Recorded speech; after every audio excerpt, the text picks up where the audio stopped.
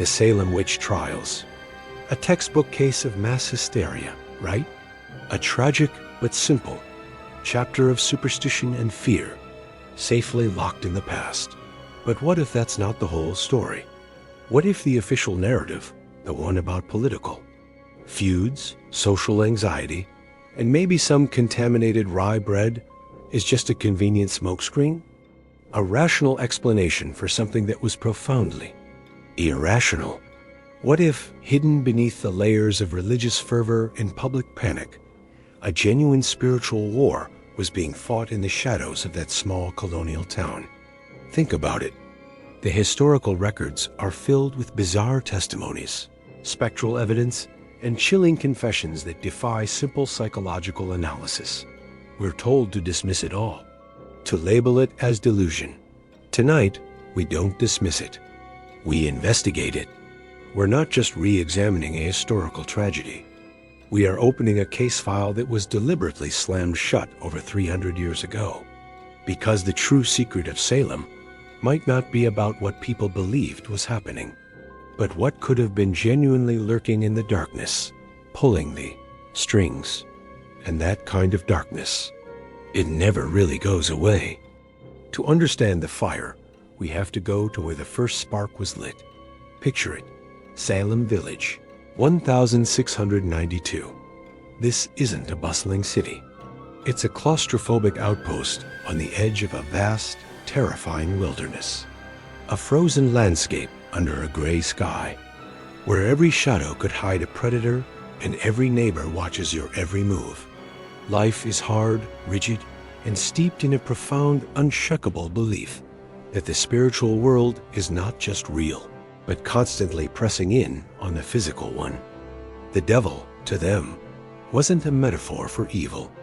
He was a literal prince with armies, actively trying to tear down God's kingdom in the New World. The story begins not in a courtroom, but in a kitchen, the home of Reverend Samuel Parris. Here, his 9-year-old daughter, Betty, and his 11-year-old niece, Abigail Williams, spend the cold winter days with the family's enslaved servant, Tituba. The official history is murky, but the legend is potent.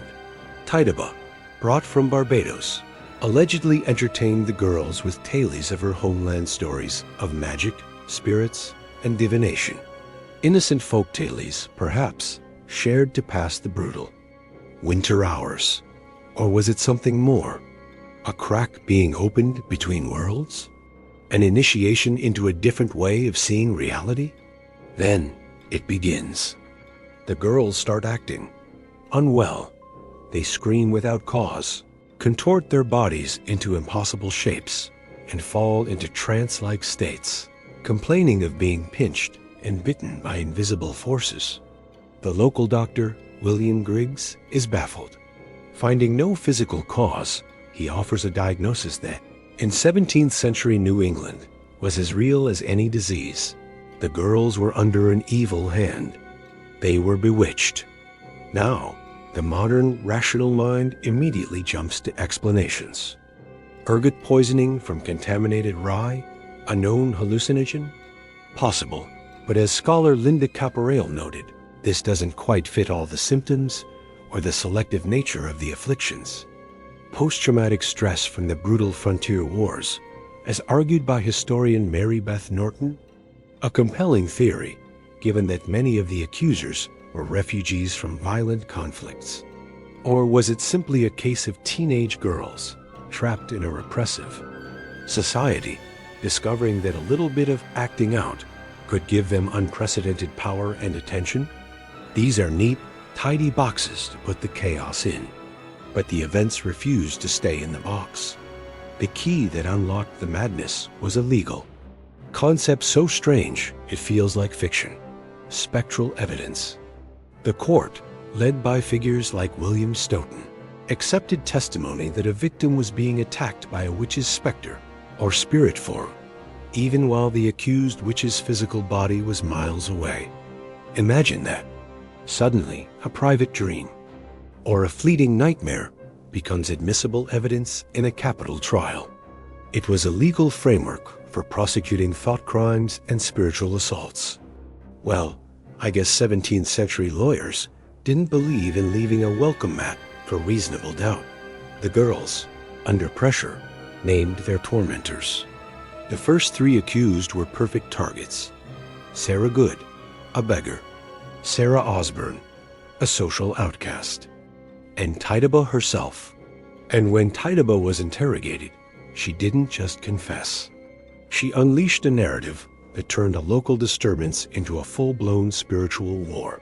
She spoke of a tall man from Boston, a man in black who carried a book, with names written in blood. He ordered her to serve him, promising her fine things. She described flying on a stick to unholy gatherings with other witches. Was she a terrified woman, telling her brutal interrogators exactly what their theology primed them to hear, crafting a story to save her own life? Almost certainly. But for the mystery hunter, we have to ask the other question. What if, in her desperation, she was describing something real, but translating it into the only language her Puritan captors could comprehend?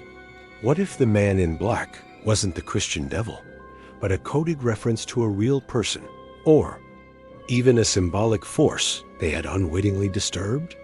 The floodgates were open. The accusations spiraled, snaring respected members of the community like Rebecca Nurse.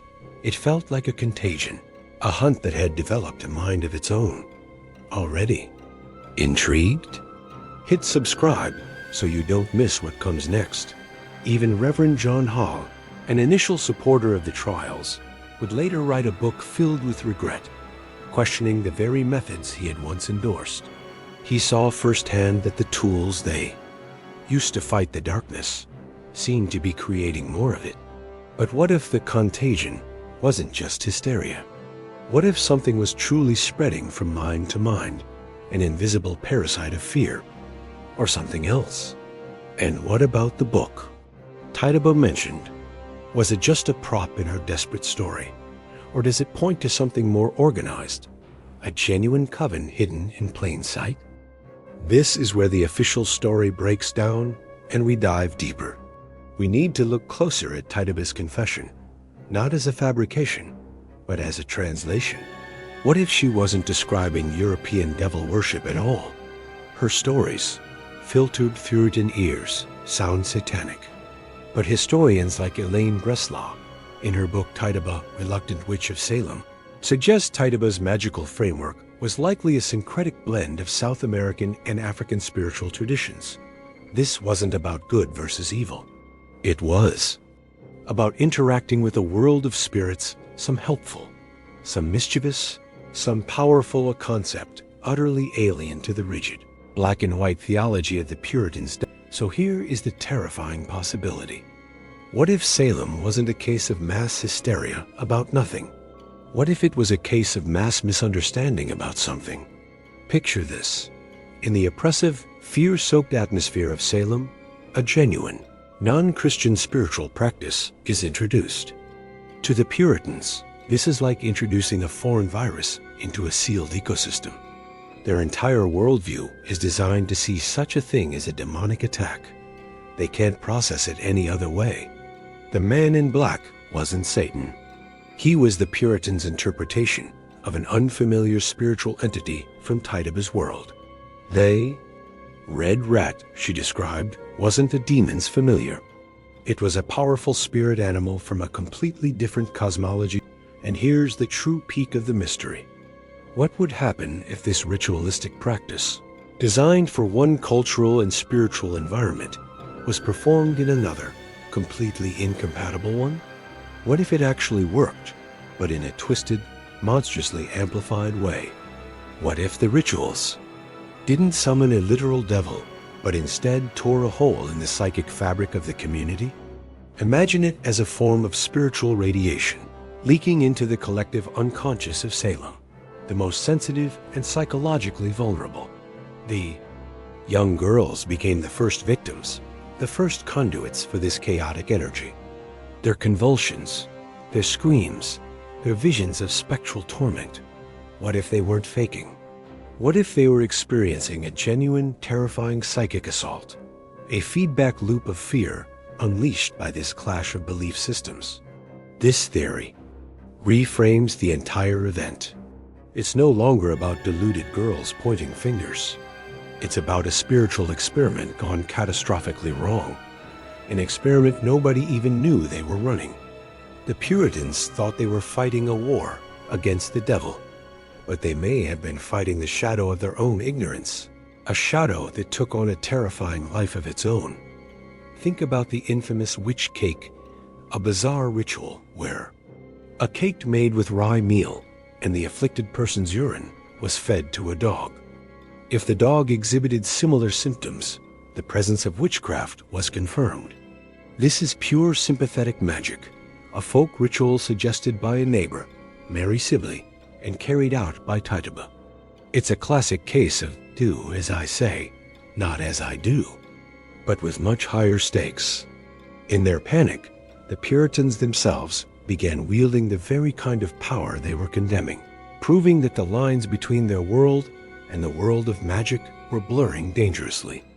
They became what they beheld. So, what happens if the judges of Salem weren't executing innocent victims of a delusion, but were actually sacrificing scapegoats in a desperate, failed attempt to seal a breach they couldn't comprehend? And if a force like that could be unleashed by accident, what would be the consequence if one day someone tried to unleash it on purpose? In the end, 20 people were executed, 19 were hanged, and one man, Giles Corey, was pressed to death with heavy stones for refusing to enter a plea, a final brutal act in a theater of madness. The trials officially ended less than a year after they began, condemned by future generations as a stain on the nation's history. The official story is that the fever broke and reason returned. But the mystery hunter's perspective is different. The courtroom may have closed, but the case file remains open. The events of Salem were not just a historical anomaly. They were a glimpse into the psychic architecture of humanity. They revealed how a belief system, when put under extreme pressure, can become a weapon. It showed us that hysteria might not be a lack of signal, but an overload of it, a signal we can't properly decode. The true legacy of Salem isn't just a lesson about intolerance. It's a chilling case study on the nature of reality itself and how easily it can be hijacked. The spiritual virus that swept through that small town wasn't eradicated. It just went dormant. It's a ghost in our machine, a rogue code in the ASEAN operating system of society that can be activated anytime a potent new belief collides with a world unprepared for it.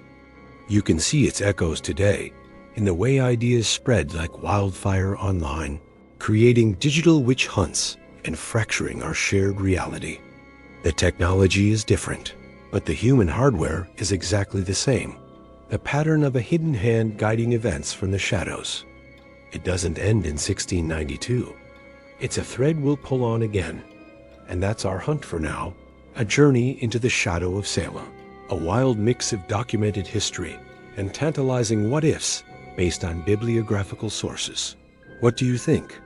Was it just a tragic mistake or a glimpse into a darkness we've forgotten how to see? Liked this journey?